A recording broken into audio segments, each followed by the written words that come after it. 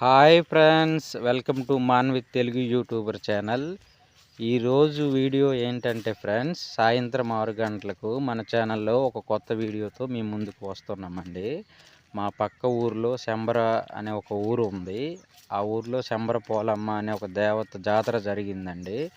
దానికి మేము వెళ్ళాం. అక్కడ ఏమేమి చేసాము మేము అనేది మీకు చూపిస్తాం ఫ్రెండ్స్. చూడండి, మిస్ అవ్వకండి. సాయంత్రం 6 గంటలకు మన ఛానల్లో ఆ వీడియో అనేది వస్తుందండి.